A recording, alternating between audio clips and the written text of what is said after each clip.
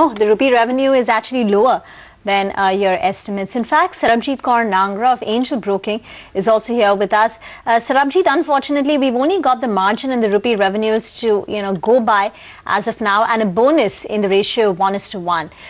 Your initial thoughts on Wipro and the key numbers that you're awaiting in dollar revenue as well as guidance?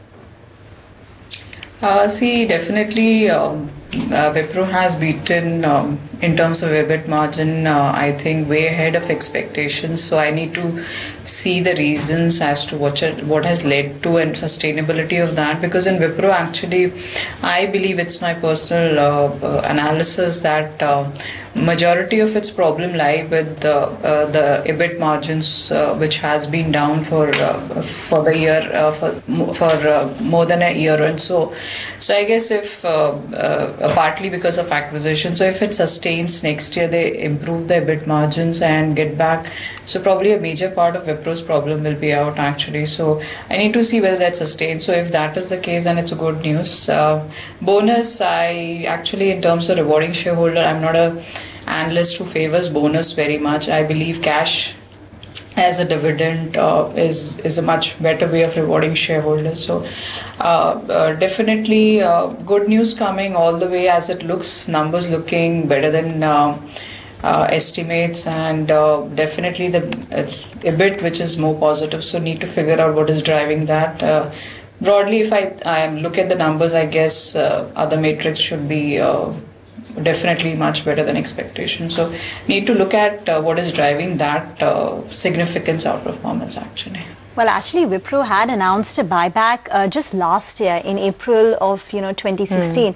That's when the whole dividend policy had changed, and they said that it would have affected promoters, because if you're getting a dividend income of more than, I think, 10 lakhs, then the the amount that you would be taxed would be higher. So once the additional tax, exactly. If you're a high dividend earner, and that would be applicable for Wipro, where the promoters have about a 73% holding, roughly. So when that rule was changed in the last budget, immediately then Wipro had announced a buyback. So I guess it's already announced. So I'm not too sure how soon they would have gone ahead with another buyback. But as of now, its bonus is the route that Wipro has chosen to reward its shareholders. And in other important news, they've reappointed Aziz Premji as the chairman for another 2 years. Also, on the EBIT level, I was just looking at my estimates. I think the highest estimate on the street was close to 2,400 crores. And the company has reported, in excess of 2,500 crore. So that is the extent of beat that we've seen at the EBIT level. Apurva Prasad of HDFC Securities is also here with us. Apurva, your initial thoughts on Wipro, and even if the company disappoints, with its growth numbers, do you think on account of the buyback, the stock should be in the green tomorrow?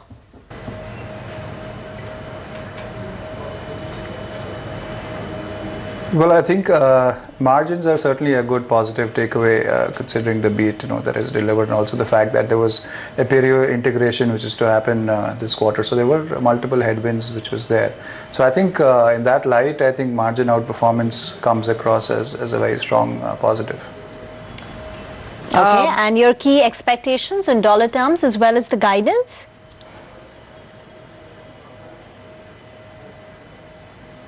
Yeah, so we were working with 1.7% dollar revenue growth on 1.4% constant currency, largely on Appareo, and very flattish organic growth. That is what we're working with, and we 20 bips lower EBIT margins, and PAT at 2,155 crores. These were our estimates.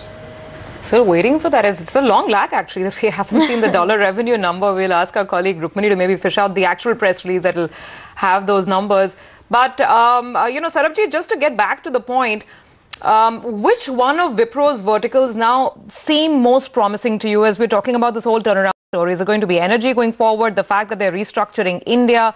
Where is it that the growth kicker at the top line might actually start coming in? Definitely Wipro has been regarded in terms of vis-a-vis its peers in terms of mining its clients, and that's reflected in terms of its utilization and other metrics also. In terms of growth, now Wipro is well diversified across verticals. So actually, if it wants to be a consistent player, which is the need of the hour for Wipro, I guess they should have most of its verticals doing in terms of industry doing well. But yeah, in terms of something which has been pulling it downwards has been energy. So I guess they have indicated that possibly this year, energy should stabilize, and as I look at energy industry, I guess probably that should stabilize and probably should reflect, if not very significantly bounce back, at least that will stabilize and do a decent uptick. But for me, Wipro, more than verticals, it's mining of clients, getting more clients apart from acquisition. Acquisition is Wipro has been, unlike its peer, has been depending a lot of an acquisition rather than mining.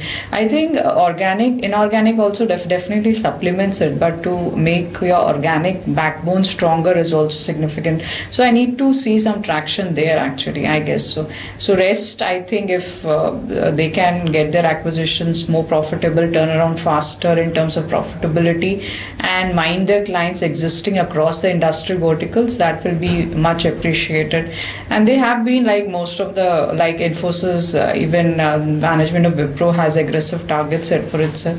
I don't know whether they will be achievable, but definitely they have to do something more towards mining good clients and across the verticals, and definitely energy. Unlike earlier periods when it was kind of taking it away, probably will at least stabilize and start contributing. So I guess those are my primary feelings towards FY18, going into FY18, towards Wipro's numbers, and hence probably a commentary on the guidance also probably that I expect in terms of the outlook, which I believe is more towards steady. I am looking towards more of their organic part and their profitability more than acquisitions actually right now. Okay, the growth numbers are still luring us from Wipro. So here's what we're going to do. We'll slip into a very short break. We'll thank all our experts for taking the time out and joining us on CNBC TV 18. But keep watching the screen. More details about Wipro numbers will be flashing for you, especially on the growth numbers for the quarter gone by, as well as their guidance for the June quarter.